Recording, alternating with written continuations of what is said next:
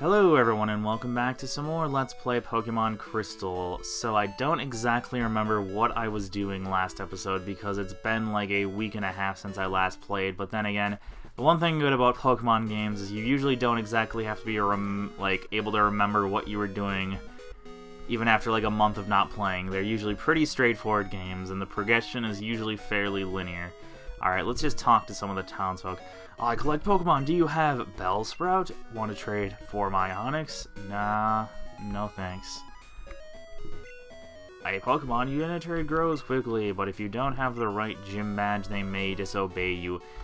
And yeah, I think I mentioned I did do a Pokemon fan game Let's Play a while ago, and that was one of the hardest parts about that game. Is you know how, well, like that guy mentioned, traded Pokemon tend to disobey you if you train them too much and you don't have the right prerequisite gym badge to allow you to continue to train them without them disobeying.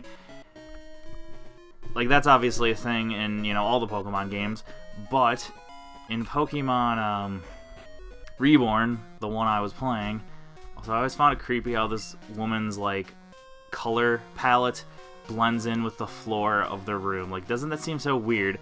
It looks like she's literally just blending into the floor. Actually, it looks like she's like a wooden statue or something, like the Bellsprout. Okay, a Bellsprout over 100 feet tall. People say that it became the center pillar here.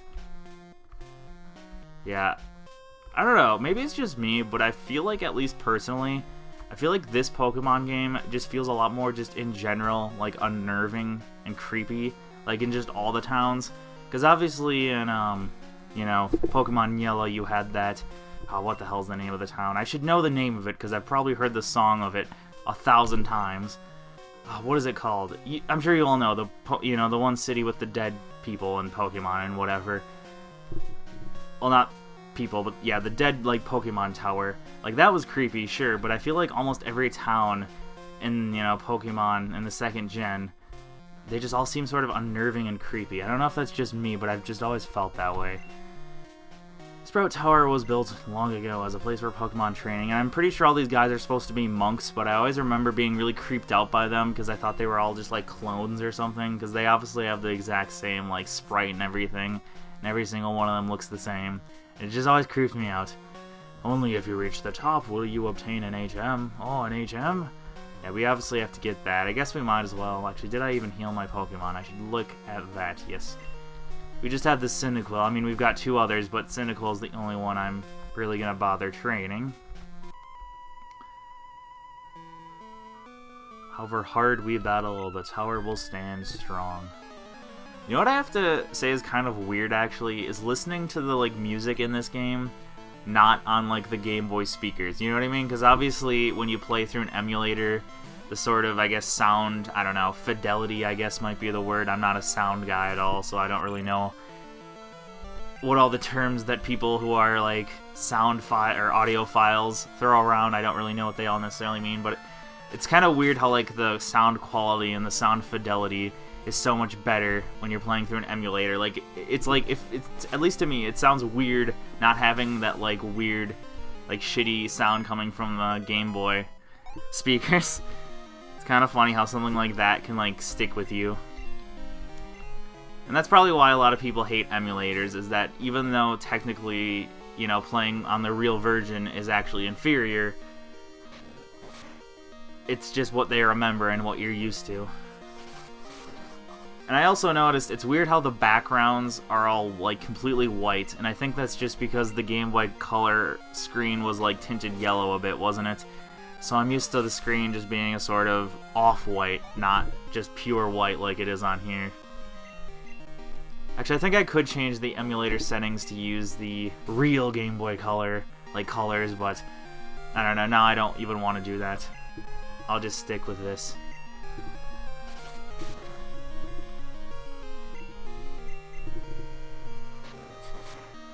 Yeah, I always remember this tower being sort of a joke, because it's basically just a bunch of old men with Bellsprouts, which isn't that hard, especially when our Cyndaquil gets Ember. Yeah, I think normally I would have ground a bit. As a child, I would have spent a lot of time grinding to get my Cyndaquil to have Ember. But obviously, I've not done that, because I don't want to just I don't know. I just remember as a child I would just spend a lot more time wandering around not doing much. But obviously being a Let's Play, I kind of want to, I don't know, keep time as a factor. And yeah, this series hasn't exactly been getting me any views, but I don't really care, to be honest. I'll probably just and this won't exactly be a series that I think I'll update regularly, but I don't know, every once in a while when I feel like playing Pokemon, I'll probably just make a couple episodes, or maybe even several episodes. Although actually, pretty soon I'm going to be done with this semester of college, and I'll be working over the summer, which means I'll have a lot more free time and a lot more alone time because I won't be living in a dorm. So chances are I might just sit down for like a couple nights and literally just play through this entire game. I mean, I will be working over the summer, but I'll actually have set periods of time that are my actual free time, unlike college where, depending on what type of assignments you have or things you have to study, you might never have free time. And obviously, like I said, I live in a dorm and I have a roommate as a result, so I don't exactly know when I ever have time to make recordings, unfortunately. So it'll be nice when I'm back home because I'll actually have my own room and everything. Yeah, that's the one thing that sucks about college more than anything, in my opinion, or at least college when you're living in a dorm, is you just don't have any privacy at all. And it's so, I don't know, it's just like, being an only child, I always was able to just sort of veg out all alone. And it's just the weirdest thing about college, in my opinion, is not being able to do that. I mean, you can still veg out, but it's like, a lot of times your roommate's there. I mean, and I know a lot of people have roommates that sometimes are never in their room, but my roommate tends to be, well, always around, and we kind of are friends. I mean, he was actually a random roommate my very first semester of college, and now this is my 4th semester of college. And we've still stayed together just because we get along well, and we pretty much hang out a lot, which is nice and all, but it's like, when he's in this room half the time, it's, I don't know, not the most fun. And it's a good thing we just got Ember, because we have to deal with this Ghastly, and if we didn't have Ember, there's no way we could do so. Although I think we're gonna just kill it. Yeah, we just killed it. Yeah, that's the one thing that really is unfortunate when you sort of only train your starter to begin with. Sway like leaves in the wind. One thing I might actually do, and I've heard this is a thing, is I might actually, like, catch a Ghastly. And I know one thing you can do in emulators, you can actually open a second instance of the same emulator and then trade between those two save files, or you can have two separate save files, or even the same save file, and then trade between it. And what I might actually do is I might get a Ghastly, and then trade that over through the emulator once it's a, what is it? Oh, I know the final evolution is Gengar. What the hell's the mid one? Oh, I don't know why I can't remember this. You'd think I would remember. There's Ghastly. Haunter, there we go. Haunter. I might, once I get yeah, I think I'm gonna actually do that, because, at least personally, like, it was rare as a child. Like, I did have friends and stuff when I was in elementary school who had Pokemon, but for some reason it was really rare that we were actually able to, like, trade that often. I don't know why.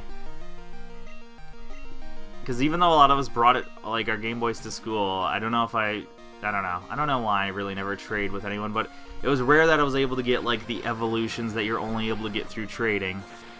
I think it's like that. I think it's honestly that a lot of the kids didn't have the patience to trade to someone and then trade back, is what I think it kind of was.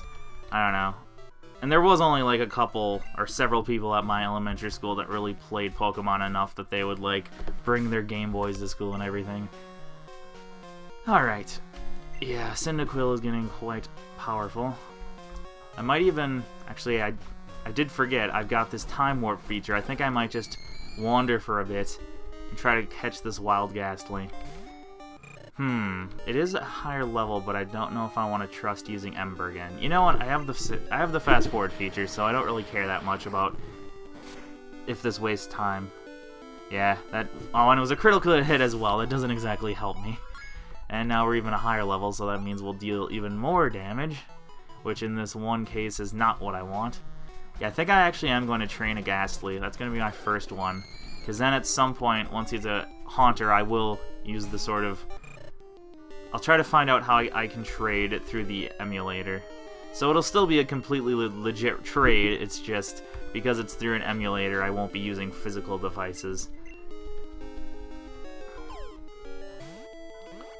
I'm just gonna throw Poke... Oh, I got it! Wow.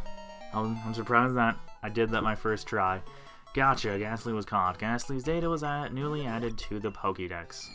It wraps its opponent in its gas-like body, slowly weakening its prey by poisoning it through the skin.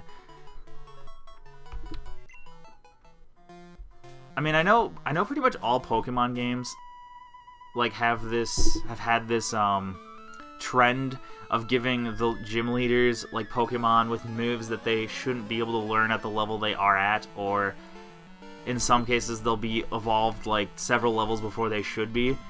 But I felt like, at least in my opinion, maybe this is just me, or maybe this is just me remembering wrong, but I remember Gen 2 being the worst culprit. I don't know, can anyone else like back me up on that if it's actually a true fact? But I swear that it seems like a lot of the gym leaders in this game tend to be like have Pokemon that are evolved when they shouldn't be, or have like stats that are higher than they probably should be, or, you know, whatever. I've just always felt that way. Which I think kind of makes sense, because I feel like after Gen 1, they did make Gen 2, like, legitimately stronger, and I feel like Gen 3 was, like, sort of a revival and a sort of renewal of this series, I guess you could call it, where they sort of tried to do a bunch of different things and try to appeal to a new, younger market on a whole new device.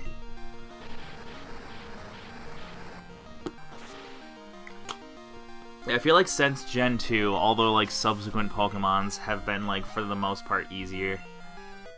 But like I said, that might just be my like nostalgia talking. It might not actually be true. My training is incomplete. Hunter got $192. I don't think I need to read how much money I get every time, but I don't know. I probably will still end up doing it like an idiot. Got a potion, cool beans. I tend to like never use the potions that you get. I don't know why. Like I always tend to just I don't know. I've noticed a lot of the times in like all the Pokemon games, rather than actually use an item like in a random trainer battle, I'll tend to always just like prefer getting fainted than having to use an actual item. Oh, and I'm an idiot. I should have switched out Ghastly so I could get him some experience indirectly. That's dumb of me. I do like that little, like, neck... I don't know, what would you call that? Neck vibration that the Bellsprout has in its animation. It's kind of funny. Oh yeah, and I forgot about that. I forgot that this is back when, like, all the little sprites were so limited. So, like, half of the Pokemon have the same sprites. And Ghastly just has a Gengar sprite, even though, obviously, Ghastly looks nothing like a Gengar. The good old days back when everything was limited.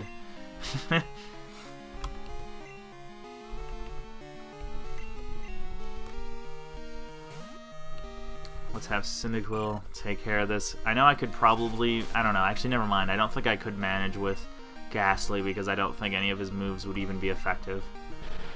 So never mind. Actually, I think Lick might work. But I don't think it's very effective. Wow, level 6. Amazing. Sage Neil was defeated. It is my head that is bright. What? Okay. Thanks, I guess, for your wisdom.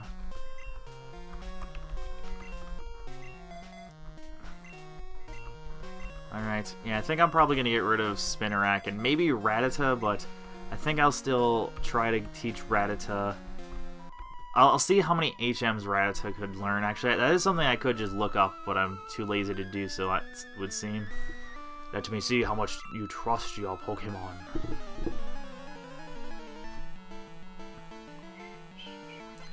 Yeah, I know there's like this sort of, I don't know, debate, I guess, and I wouldn't even say it's a debate because it's a pretty one-sided debate, that a lot of people tend to complain that Pokemon games, especially the newer ones, tend to have like very, I don't know, shitty sprites or very uncreative characters, but I feel like that's kind of just I don't know, that's kind of just people, I think, looking at things from nostalgia, like, with nostalgia goggles. Just because, I don't know, if you look at a lot of, like, the very original Pokemon, or, like, even ones in, like, Gen 1 or Gen 2, like, a lot of them did look pretty, I don't know, they were kind of non-creative and really weird. Like, a lot of people complain about newer Pokemon where it's like, oh, they look like, you know, a candle, or they look like a freaking ice cream cone, which, I don't know, I will admit is a bit silly, but it's like, look at a lot of the earlier Pokemon, like Electrode and stuff, and Voltorb. It's literally just a Pokeball, but, you know, it's basically just a ball with 2 colors. Or, like, look at Mr. Mime. I mean, well, I guess Mr. Mime is kind of unique. I don't even know what Mr. Mime even looks like. Or, I don't know, what's some other ones? I mean, I suppose Rattata. I mean, people always say, like, oh, you know, this new Pokemon, it just looks like a freaking bird with some colors. It's like Rattata just looks like a freaking rat, you know? It's a more anime-looking rat. It's like, I don't know what your problem is with certain things that look like real animals, when it's like, it's not like that was something that the earlier Pokemons never did. Yo, Hunter, how you doing? This is Joey. You got a minute? How your Pokemon doing? My Rattata's raring to go, just like always. It's the only one I have. I'm gonna become a great trainer with it. Oh yeah, I took down a spin rack in the wild the other day. It was a cakewalk. Well, I guess it can't be helped, us being so tough. Alright, later. Okay, then. Thanks for telling me about your thrilling adventure against the Spinnerack. Oh no, yeah, we get to take on our rival again. I always remember finding it a bit weird how you take on your rival so quickly after the first time, but whatever. You are indeed skilled as a trainer. Yeah, and then later on in the game, you'll oftentimes go like 2 or 3 gyms without even like seeing the rival. But let me say this, you should treat your Pokemon better. The way you battle is far too harsh. Pokemon are not tools of war. He claims to be the elder, but he's weak. It stands to reason. I'd never lose to fools who babble about being nice to Pokemon. I only care about strong Pokemon that can win. I really couldn't care less about weak Pokemon. Silver used escape rope. Wow, isn't he a nice guy?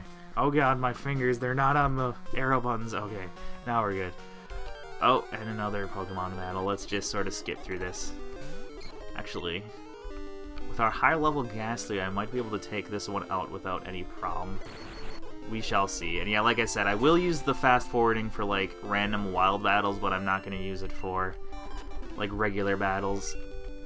There we go. Or trainer battles, I should say. And there we go. We grew a level with Mr. Ghastly. And we learned Spite, which I feel like is a kind of useless move, especially against most trainers in the game. Actually, I've always felt like the game doesn't even keep track of enemies' PP. Like, I don't know, maybe it's just me, but I felt like I've seen many Pokemon trainers that seem to use like moves more often than they should be able to, but maybe that's just me. So good of you to come here. Sprout Tower is a place of training people and Pokemon test their bonds to build a bright future together. I am the final test. Allow me to check the ties between your Pokemon and you. What are you talking about, test? The only test I had to go through was a bunch of guys with Bellsprouts, and I'm pretty sure this guy only has all Bellsprouts as well, so this is not exactly going to be an issue. So yeah, back on my original subject.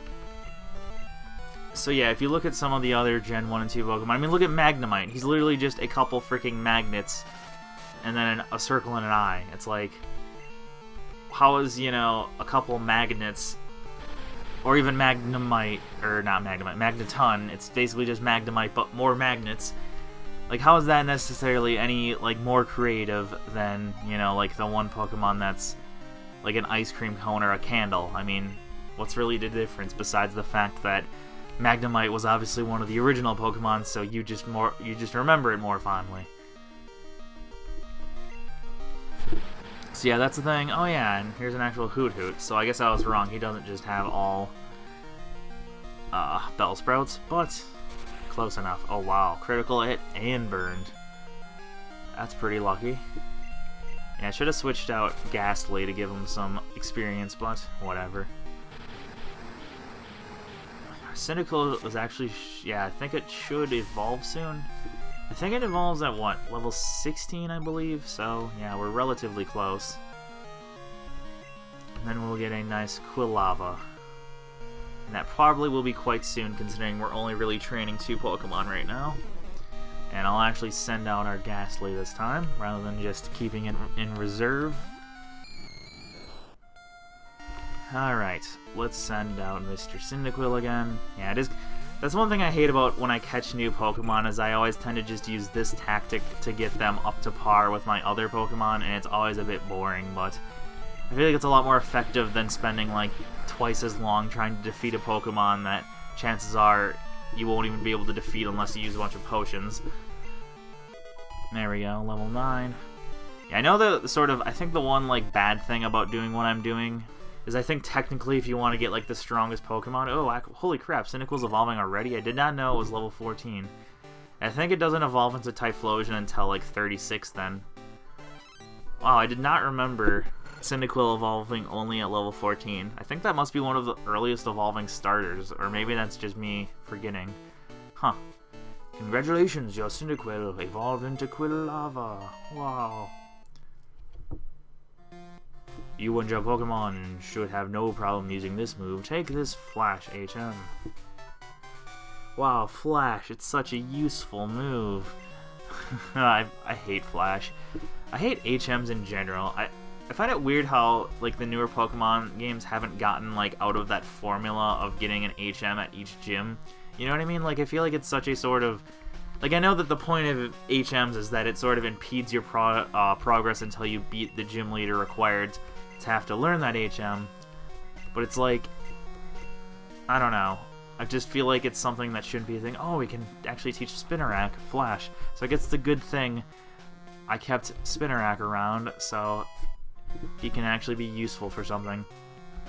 And I forgot, the Pokemon genders don't appear on the first 2 gens, like the character selection, or I shouldn't say character, but the Pokemon selection screen. And I think all the newer ones after that, they show the gender there as well, but not in this one. Dun dun dun dun, oh yeah, might as well fast forward. I don't think Ghastly can do anything considering that's a normal type. Actually, do we have an escape rope? I think I was looking for one. Yeah, we do have one. I guess we'll use it. Yeah, because otherwise I almost never use escape ropes unless I have to. In order to, you know, heal. Actually, I think this episode is getting to a decent length, so I'm going to end it here. Thank you all for watching, and hope to see you next time. Goodbye.